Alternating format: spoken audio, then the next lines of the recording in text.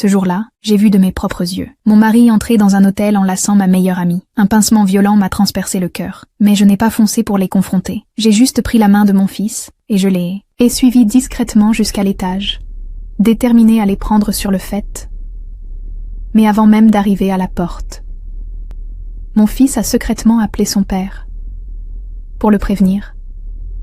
Quand j'ai ouvert la porte à toute vitesse, la chambre était vide et mon fils m'a froidement reproché de toujours soupçonner son père, de ne pas lui faire confiance. Mon cœur s'est mis à douter. Avais-je vraiment vu juste? Alors que je m'apprêtais à partir, j'ai entendu un léger bruit. Derrière les rideaux, mon cœur s'est emballé, tremblante. Je me suis avancée, prête à tirer le rideau. Mon fils a essayé de m'arrêter, en me suppliant d'arrêter de faire des histoires. Mais j'étais décidée, je devais savoir. La vérité, j'ai arraché le rideau, et je les ai vus tous les deux à moitié déshabillés, blottis, l'un contre l'autre. Je suis restée figée, les larmes coulaient à sans fin. Les deux personnes en qui j'avais le plus confiance m'avaient trahi en silence depuis longtemps. Mon mari, pris la main dans le sac, n'a même pas essayé de se justifier. Il a ricané, en disant que je n'étais qu'une ménagère sans pouvoir ni valeur, toujours à chipoter pour quelques centimes au marché. Ma meilleure amie, fille d'un grand groupe, l'avait aidé à conclure des contrats de milliards. Et moi j'étais juste une idiote insignifiante à ses yeux. Je les regardais en silence, sans pouvoir croire à tant de mépris. Mais ce qu'ils ignoraient, c'est que je suis en réalité la petite fille perdue depuis 20 ans du plus grand milliardaire au monde. Et ce groupe, dont ils sont si fiers, sera bientôt à mon nom sauf que moi-même, je ne le savais pas encore. Après ces paroles blessantes, il a jeté sur la table une demande de divorce, en me disant qu'il voulait couper tout lien avec moi. Le coup de grâce est venu de mon fils. Il m'a dit que si je signais les papiers, il témoignerait contre son père, pour le faire partir sans rien. Je l'ai cru, pensant qu'il prenait enfin mon parti. J'ai donc signé, sans hésiter, mais l'instant d'après, il s'est tourné vers ma meilleure amie et l'a appelée « Maman ». Je suis restée pétrifiée. Ma meilleure amie s'est avancée en souriant froidement et m'a révélé la vérité. Elle était enceinte de mon mari depuis longtemps,